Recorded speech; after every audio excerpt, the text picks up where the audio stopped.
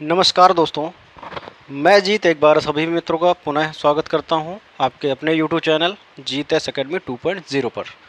तो कैसे हैं आप सब? उम्मीद है आप लोग स्वस्थ होंगे, मस्त होंगे और पढ़ाई सुचारू रूप से कर रहे होंगे।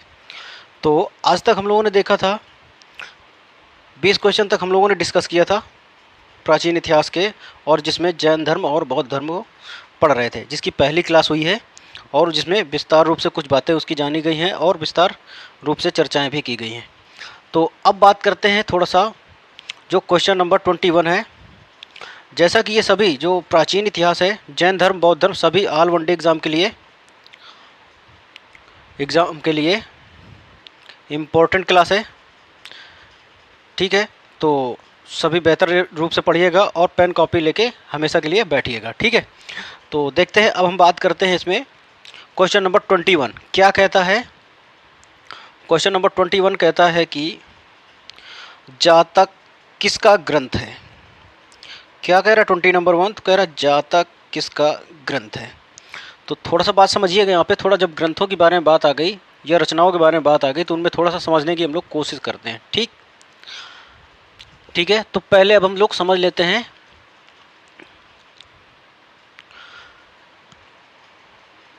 तो देखिए, जो सबको पता है, अभी आपको दिख रहा होगा कि इसमें क्या हाईलाइट है, यानी बौद्ध धर्म, तो ये तो आपका सही विकल्प। अब थोड़ा सा यहाँ समझिएगा कि बौद्ध धर्म की और कुछ पुस्तकें हैं, जैसे कि पेन कॉपी लेके बैठिएगा, उसमें नोट डाउन करिएगा, ठीक है। पहली हो गई सुत्त पिटक, सुत्त पिटक, ओके। दूसरी हो गई विनय पिटक। क्या हो गई भैया? विनय पिटक, ओके। और तीसरी हो गई अभिधम्म पिटक। कौन सी? अभिधम्म पिटक, ओके, जिनको त्रिपिटक के नाम से जाना जाता है, यही हैं, ठीक है। अब ये त्रिपिटक के नाम से जानी तो जाती हैं, ठीक। जब ये त्रिपिटक के नाम से जानी जाती हैं तो इनमें से कोई पूछता है कि त्रिपिटक में से सबसे मुख्य पिटक कौन सा है, तो आपको बताना होगा कि सुत्त पिटक सबसे मुख्य पिटक है। क्या है? सुत्त पिटक सबसे मुख्य पिटक है। इसको बौद्ध धर्म का इंसाइक्लोपीडिया कहते हैं। किसका कहते हैं? सुत्त पिटक को क्या कहते हैं? बौद्ध धर्म का इंसाइक्लोपीडिया कहते हैं। इंसाइक्लोपीडिया किसका कहते हैं? बौद्ध धर्म का, तो सुत्त पिटक को कहते हैं, ठीक। अब यहीं पे यदि पूछेगा कि विनय पिटक को क्या कहते हैं, तो विनय पिटक का मतलब थोड़ा समझिएगा। विनय पिटक, इसका मतलब क्या होता है? विनय पिटक का मतलब होता है कि जब बौद्ध धर्म कोई ग्रहण करता है, जब कोई बौद्ध धर्म ग्रहण करता है तो उसमें प्रवेश करने की जितनी भी चर्चाएं हैं, प्रवेश करने की क्या चर्चाएं, प्रवेश करने की चर्चाएं, जितनी भी चर्चाएं हैं वो सभी किस में मिलती हैं? तो विनय पिटक में। यदि किसी व्यक्ति को क्या बौद्ध धर्म ग्रहण करना होगा तो विनय पिटक के थ्रू ही ग्रहण कराया जाएगा, ठीक है। अब जो हमारा तीसरा पिटक है वो है विनय पिटक। विनय पिटक नहीं, विनय पिटक तो हो गया। अब फिर तीसरा बचता है अभिधम्म पिटक। कौन सा? अभिधम्म पिटक। जो अभिधम्म पिटक है ना, अभिधम्म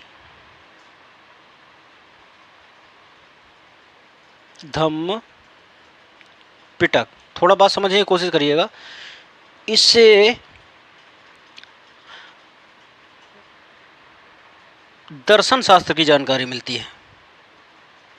दर्शन शास्त्र यानी महात्मा बुद्ध के दर्शन की शास्त्र की जानकारी किससे मिलती है? तो अभिधम्म पिटक से मिलती है। यानी बात करें दर्शन शास्त्र का मतलब होता है क्या? फिलॉसफी। इतनी बात समझ में आई? Philosophy, okay. यानी या स्वयं की विचारधारा भी पूछ सकता है। स्वयं की विचारधारा किस में पिटक है, वो किस पिटक में प्रस्तुत है? तो अभिधम्म पिटक में प्रस्तुत है, ओके। अब जो मैंने अभी आपको क्वेश्चन करा था जातक का था, तो वो भी किसका है? किसका ग्रंथ है? तो बौद्ध धर्म का ग्रंथ है। थोड़ा सा समझिएगा, जातक कथा, ओके, किसका ग्रंथ है? बौद्ध धर्म का ग्रंथ है। इसमें 200 कहानियां हैं, 200 कहानियां हैं, और ये सभी कहानियां किसकी हैं? गौतम बुद्ध या महात्मा बुद्ध के पूर्व जन्म से संबंधित, पूर्व जन्म से संबंधित। क्या बताया? जातक कथा। इसमें क्या है? 200 कहानियां हैं जो कि महात्मा बुद्ध के पूर्व जन्म से संबंधित है। ठीक, इतनी बात समझ में आई। अब फिर इसका जो मेन पॉइंट आता है अंगुत्तर निकाय, जिसमें 16 महाजनपद के बारे में वर्णन है, उसी अंगुत्तर निकाय की बात हो रही है। अंगुत्तर निकाय, ओके। इस अंगुत्तर निकाय में क्या है? 16 महाजनपदों के बारे में चर्चाएं मिलती हैं, ये भी आपको बता दी मैंने। फिर है इसकी एक और जो अंतिम पुस्तक है जो इम्पोर्टेंट, वो है ललित विस्तार। क्या है? ललित विस्तार, ओके। ललित विस्तार है इसमें, तो इसमें महात्मा बुद्ध के संपूर्ण जीवन की कहानियां, या संपूर्ण जीवनी बोल सकते हो। संपूर्ण जीवनी किस में विद्यमान है? तो ललित विस्तार में विद्यमान है। तो ये जितनी भी पुस्तकें मैंने बताई, सुत्त पिटक, विनय पिटक, अभिधम्म पिटक, फिर इसके बाद मैंने बताया विनय पिटक, अभिधम्म पिटक और सुत्त पिटक के बारे में, कि जैसे सुत्त पिटक को क्या कहते हैं? तो इंसाइक्लोपीडिया कहते हैं। विनय पिटक को क्या कहते हैं? प्रवेश कराने की इसमें चर्चाएं हैं। और अभिधम्म पिटक है, उसको फिलॉसफी के नाम से जाना जाता है। और फिर मैंने बताया जातक, जिसमें 200 कहानियां हैं भगवान बुद्ध की पूर्व जन्म की, ओके। और फिर अंगुत्तर निकाय है, मैंने बताया उसमें 16 महाजनपदों का वर्णन है। और फिर जो ललित विस्तार है उसमें संपूर्ण जीवनी मिलती है, किसकी? महात्मा बुद्ध की। आशा है, उम्मीद करता हूँ मैंने जितनी भी पुस्तकें बताई 8-10, ये आपको कंप्लीट हो गई होंगी, आपने नोट डाउन कर लिया होगा, ठीक है। अब बात कर लेते हैं यहीं पे थोड़ा सा, जब मैंने अभी इनकी पुस्तकें बताई तो थोड़ा जैन धर्म की पुस्तकें भी देख लेते हैं यहीं पे। तो अब बात कर लेते हैं थोड़ा सा किसकी? जैन धर्म की पुस्तकें। इसके बाद एमसीक्यू पर आते हैं, जैन धर्म की पुस्तकें, ओके। अब जैन धर्म में क्या है? इनमें तुम्हें पहली बार तो सूत्र मिलेगा। क्या मिलेगा? कॉमन सूत्र। तो बौद्ध धर्म की यदि भाषा की बात करें तो क्या भाषा थी? पाली थी, जो कि संस्कृत से मैच करती थी। और जैन धर्म की कैसी भाषा है? तो प्राकृत भाषा है, ओके। फिर अब इसमें देखिए नंबर भी मिलेंगे, जैसे 12 अंग। ये किसकी पुस्तक है? तो जैन धर्म से संबंधित पुस्तक है। 12 उपांग, ये भी किससे संबंधित है? तो ये भी जैन धर्म से संबंधित है। फिर आएगी कल्प सूत्र। कल्प सूत्र ये भी किससे संबंधित है? तो जैन धर्म से संबंधित है। अब यहाँ पे इतनी हो गई जैन धर्म से संबंधित 12 अंग, 12 उपांग, कल्प सूत्र। और फिर आपने एक पुस्तक सुनी होगी अचरांग सूत्र। कौन सी? अचरांग सूत्र। तो ये भी जैन धर्म से संबंधित है। यानी कहीं भी आपको सूत्र दिखे तो वो जैन धर्म से संबंधित है, यदि बौद्ध धर्म और जैन धर्म की बात की गई, ओके। फिर यहीं पे आदि पुराण सुना होगा, आदि पुराण, ये भी जैन धर्म से संबंधित है। और आगम, ये भी जैन धर्म से संबंधित है। फिर एक आता है 14 पूर्व ग्रंथ। 14 पूर्व ग्रंथ, तो ये भी जैन धर्म से ही संबंधित है। और यदि यहाँ पे मैंने आपको बताया कि 12 अंग, 12 उपांग, कल्प सूत्र, अचरांग सूत्र, आदि पुराण, आगम और 14 पूर्व ग्रंथ, ये किससे संबंधित है? जैन धर्म से संबंधित है। अब यहाँ पे इंपॉर्टेंट है आदि पुराण। ये मोस्ट इम्पॉर्टेंट है, क्योंकि आप लोग इसको विष्णु पुराण से संबंधित कर सकते हैं और गलत कर सकते हैं, ठीक है। तो Adi Purana is very important book, okay. अब यहाँ पे थोड़ा सा जैसे और भी धर्मों को जैसे पूछ लेगा तो वो तो आपको सबको पता होंगी, जैसे कि कुरान पूछेगा तो कुरान किससे संबंधित है, तो इस्लाम धर्म से संबंधित है। ओके, यहीं पे पुराण पूछे, पुराणों की संख्या कितनी है कमेंट बॉक्स में आज आप टाइप करेंगे तो हिंदू धर्म से संबंधित है कौन, पुराण। ठीक, हिंदू धर्म। ठीक, और यहीं पे आदि पुराण बोल दे तो आदि पुराण, तो ये पुस्तक किससे संबंधित है, जैन धर्म से। ओके, इतनी बात समझ में आई, उम्मीद करता हूँ समझ में आ रहा होगा। यदि क्लास समझ में आए तो लाइक शेयर सब्सक्राइब करते चलिएगा मेरे दोस्त। तो अब देखते हैं एमसीक्यू पर आते हैं, ठीक है, फिर चर्चाएं करेंगे विस्तार से। तो अब एमसीक्यू की बारी आ गई, अब हम लोग एमसीक्यू देखेंगे। ठीक, तो अब आज का हमारा 22 क्वेश्चन क्या कहता है उसको देखते हैं। 22 क्वेश्चन क्या कहता है, कहता है कि सिद्धार्थ जिसको बुद्ध कहते थे, ज्ञान प्राप्ति कहाँ हुई थी, तो option number D is right, यानी गया में हुई थी। क्वेश्चन नंबर 23 कहता है कि सारनाथ में बुद्ध का प्रथम प्रवचन कहलाता है, तो क्या कहलाता है, यदि ऑप्शन की बात करें तो महाभिनिष्क्रमण कहलाता है, ऑप्शन बी कहता है महापरिनिर्वाण कहलाता है, महामस्तकाभिषेक कहलाता है, या फिर धर्म चक्र परिवर्तन कहलाता है। तो 23 का जवाब आपका सही हो जाएगा धर्म चक्र परिवर्तन।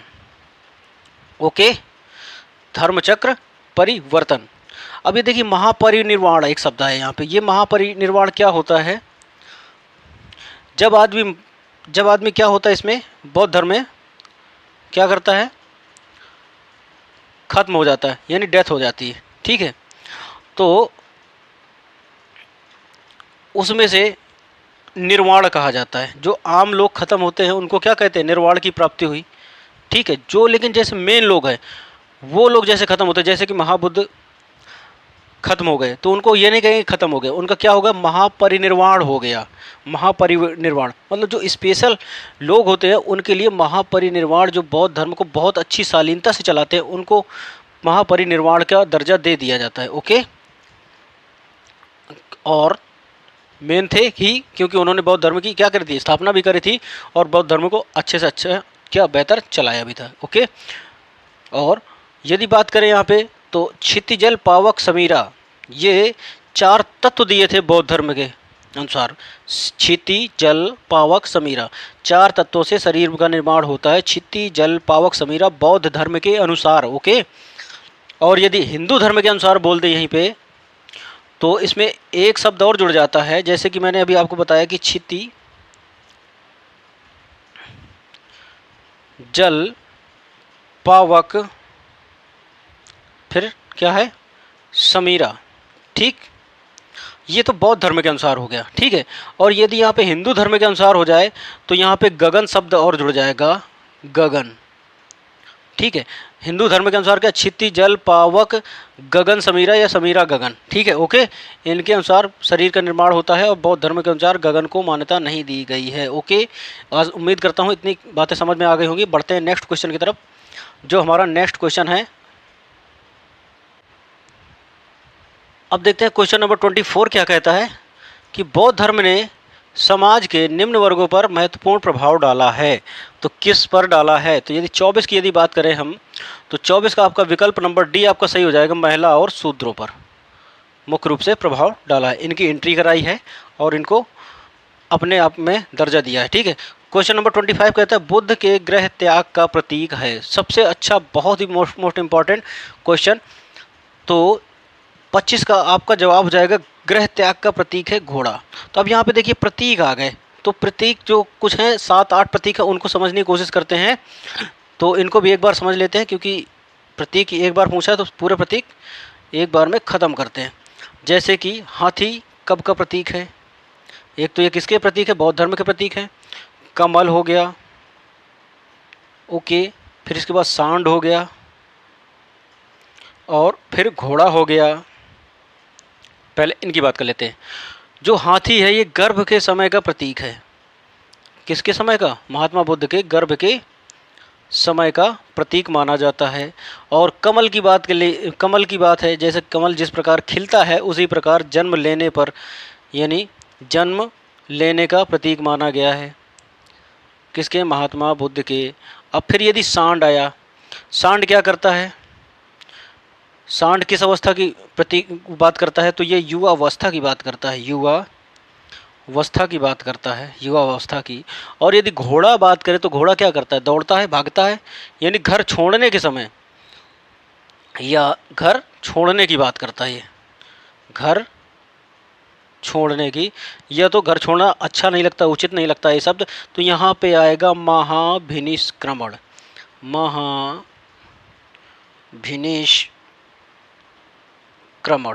ओके, महाभिनिष्क्रमण। अब जो इनका पांचवा प्रतीक है वो भी समझ लेते हैं। एक पीपल है, और पीपल किसका प्रतीक है इसके बारे में जानते हैं। पीपल। फिर है पद चिन्ह, पद चिन्ह, और फिर है स्तूप। थोड़ा सा इनको देख लेते हैं, समझ लेते हैं इनके बारे में। जो पीपल है वो ज्ञान प्राप्ति की बात करता है। ज्ञान प्राप्ति की बात कौन करता है? पीपल का चिन्ह, यानी जीवित रहते हुए भी इच्छाओं को मार देना, ये क्या कहलाता है? पद चिन्ह कहलाता है। जीवन जीते हुए या जीवन में रहते हुए अपनी इच्छाओं का दमन करना पद चिन्ह कहलाता है। पीपल मैंने बताया ज्ञान प्राप्ति। और स्तूप की बात करें तो स्तूप महापरिनिर्वाण की बात करता है, यानी विशेष लोगों की बात करता है। ओके, यदि क्वेश्चन बने कि महात्मा बुद्ध की मृत्यु क्या कहलाती है, तो आप बताएंगे वहां पर महापरिनिर्वाण कहलाती है। महापरिनिर्वाण, ये निर्माण कहलाती है। ओके, उम्मीद करता हूँ इतनी बातें समझ में आ गई होंगी, तो अब आपको जवाब मिल गया होगा इसका। तो बताया इसमें गृह त्याग का प्रतीक क्या है? तो गृह त्यागना यानी क्या? घर से क्या करना? घर से भाग जाना, यानी भागता सबसे ज़्यादा कौन है? तो घोड़ा, यानी विकल्प नंबर ए। फिर क्वेश्चन नंबर 26 कहता है कि गौतम बुद्ध द्वारा भिक्षुणी संघ की स्थापना कहाँ की गई थी? तो 26 का आपका जवाब हो जाएगा ऑप्शन नंबर सी, वैशाली में भिक्षुणी संघ की स्थापना की गई थी। ओके, क्वेश्चन नंबर 27 कहता है कि सर्वप्रथम शून्यवाद या शून्यता का सिद्धांत का प्रतिपादन करने वाले बौद्ध धर्म के दार्शनिक का नाम क्या है, जो बौद्ध धर्म के में रहते हुए शून्यवाद का सिद्धांत दिया? तो 27 का विकल्प नंबर आपका सी इज राइट हो जाएगा, जो कि नागार्जुन के बारे में बात हो रही है। ओके, ऐसा होता है कि देखिए थोड़ा सा बात यहाँ पे कल समझेंगे इसको, कि बौद्ध धर्म हुआ हीनयान महायान करके, ये दो शाखाओं में बढ़ गया। फिर जो महायान है वो दो शाखाओं में बढ़ गया, शून्यवाद और ब्रजयान। जिसमें शून्यवाद की बात करें कि दुनिया में कोई भी चीज़ सर्वश्रेष्ठ नहीं है, मतलब स्थिर नहीं है, वो कहीं ना कहीं बदलती ही रहती है। तो इसके जो मानने वाले हो गए वो नागार्जुन हो जाते हैं। और ब्रजयान होता है तो बौद्ध धर्म के पतन का कारण ही बना, क्योंकि ब्रजयान जब लोगों ने ग्रहण कर लिया तो उसमें दारू जुआ शराब आदि सब करने लगे बौद्ध धर्म भिक्षुओं द्वारा। तो इसलिए धीरे धीरे बौद्ध धर्म क्या हुआ? पतन की ओर चला गया। ओके, और यदि महायान की बात करें तो कनिष्क ने महायान धर्म को अपनाया, महायान शाखा को अपनाया था। ठीक है, तो अब बात कर लेते हैं हम लोग क्वेश्चन नंबर 28। 28 क्या कहता है? महावीर का मूल नाम क्या था? तो महावीर का मूल नाम क्या था? तो वर्धमान था। महावीर का मूल नाम क्या था? वर्धमान था। ओके, इंपॉर्टेंट क्वेश्चन है। फिर क्वेश्चन नंबर 29 कहता है किसे एशिया की रोशनी यानी लाइट ऑफ एशिया कहा जाता है? तो लाइट ऑफ एशिया के नाम से कौन जाने जाते हैं? तो 29 का आपका विकल्प आपका सही हो जाएगा, विकल्प नंबर बी, यानी गौतम बुद्ध को लाइट ऑफ एशिया के नाम से भी जाना जाता है। ओके, फिर क्वेश्चन नंबर 30 क्या कहता है कि दिलवाड़ा के जैन मंदिरों का निर्माण किसके द्वारा करवाया गया था? तो जो दिलवाड़ा के जैन मंदिरों का निर्माण करवाया था, तो उसका यदि विकल्प की बात करें 30 नंबर के, तो 30 नंबर का विकल्प आपका सही हो जाएगा सी, यानी चालुक्यों या सोलंकी वंशों द्वारा क्या कराया गया था? चालुक्य या सोलंकी वंशों द्वारा क्या कराया गया था? दिलवाड़ा के जैन मंदिरों का निर्माण करवाया गया था। यानी 30 का क्या विकल्प सही हो जाएगा? तो 30 का सी इज राइट हो जाएगा। 31 क्या कहता है कि कह रहा नागा अर्जुन कौन थे? बताते हैं कौन थे नागा अर्जुन। ओके, तो 31 का यदि इसका जवाब की बात करें तो मैंने बताया अभी क्या थे नागार्जुन? बौद्ध धर्म को अपनाने वाले, यानी शून्यवाद इन्होंने दिया था। कौन सा? शून्यवाद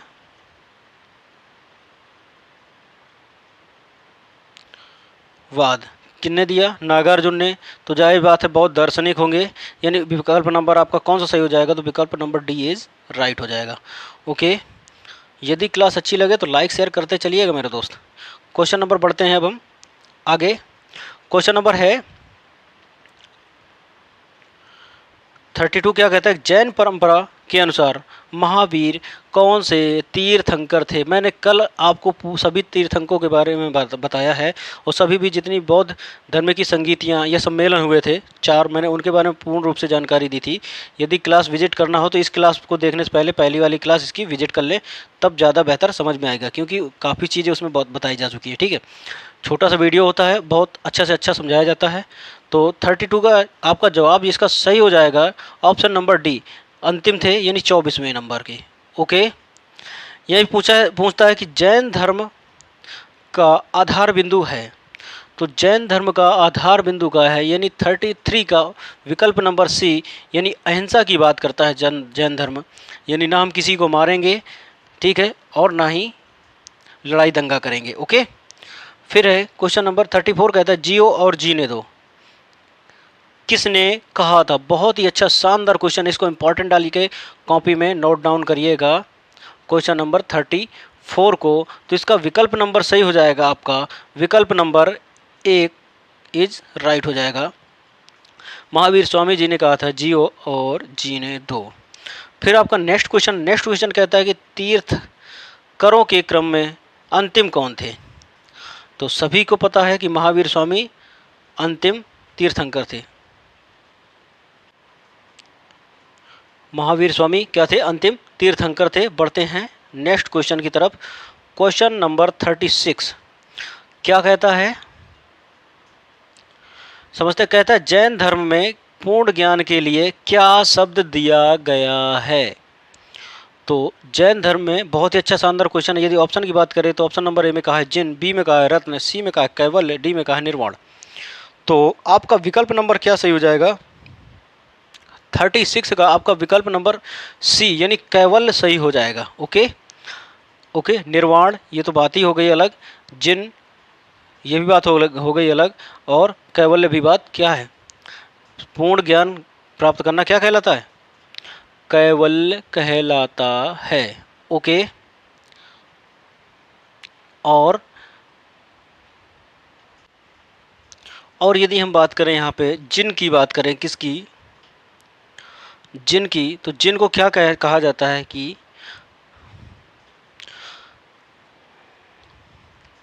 कोई भी व्यक्ति जब ज्ञान प्राप्त करता है और उसके बाद जब वो सुख और दुख में विजय प्राप्त कर लेता है, सुख व दुख में क्या करता है? विजय प्राप्त कर लेता है, तो उसको जिन कहा जाता है। ओके, उम्मीद करता हूँ समझ में आ गया होगा। और यदि बात करें यहाँ पे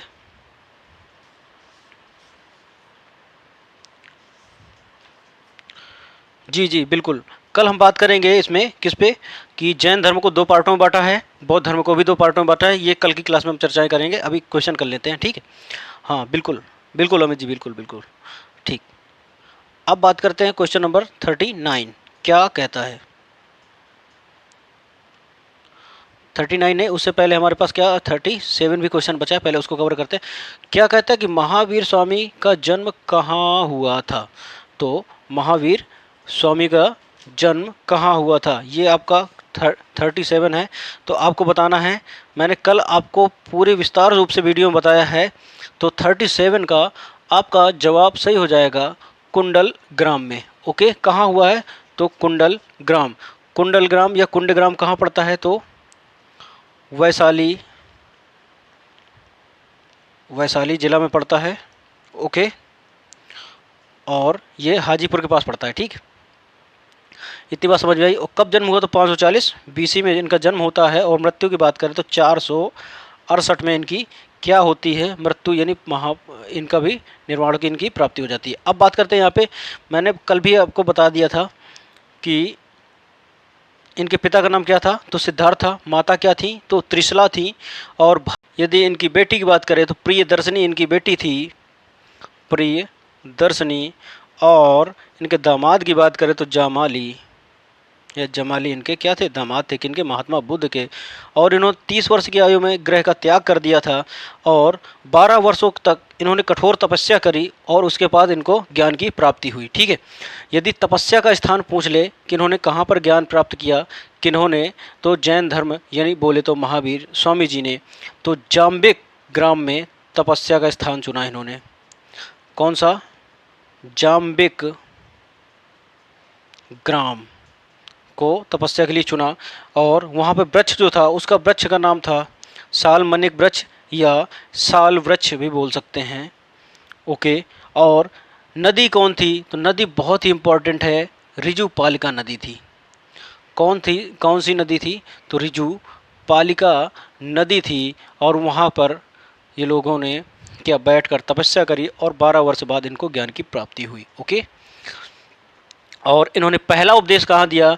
तो राजगृह पर दिया, यानी बिहार में राजगृह पर पहला उपदेश दिया। राजगीर या राजगृह भी बोल सकते हैं।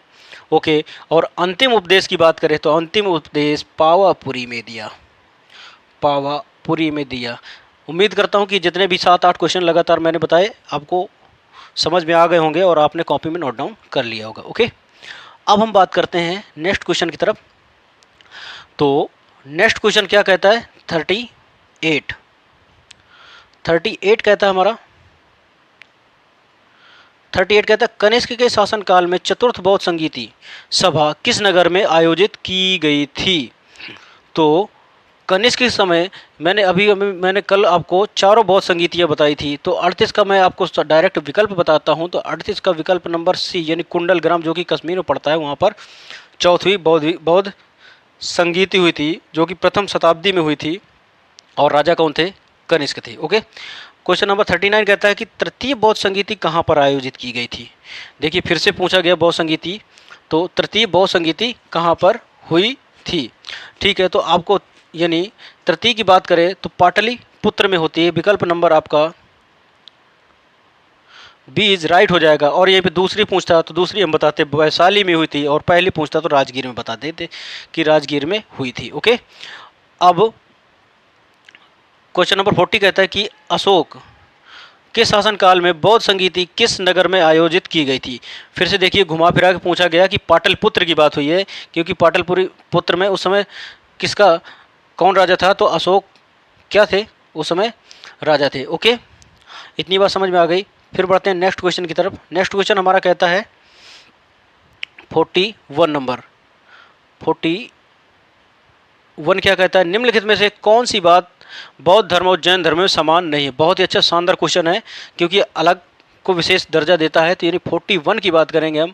तो 41 में देखते हैं, अहिंसा दोनों की बात करते हैं, वेदों के प्रति उदासीनता दोनों बात करते हैं, और रीति रिवाजों को अस्वीकारते हैं दोनों, लेकिन आत्मदमन की बात दोनों नहीं करते हैं। ओके, यानी अलग अलग करने की बात करता है ये। ठीक है, ये दोनों में समान नहीं है। यानी विकल्प नंबर आपका 41 का क्या सही हो जाएगा? 41 का विकल्प नंबर C इज राइट हो जाएगा। ठीक, तो उम्मीद करता हूँ यहीं तक रखते हैं हम लोग। तो बताइएगा आज की क्लास कैसी लगी। यदि क्लास बेटर लगी हो तो लाइक शेयर कर दीजिएगा, और लाइक करते हैं तो हमको एक अच्छा सा फीडबैक महसूस होता है, और बेहतर से बेहतर क्लास देने की हम लोग कोशिश करते हैं। तो चलिए बताइएगा क्लास कैसी लगी। यदि क्लास अच्छी लगी हो तो लाइक शेयर कर दीजिएगा। तो चलिए मिलते हैं कल से फिर से पुनः अपने इसी समय पर। तो तब तक के लिए सभी दोस्तों को जय हिंद।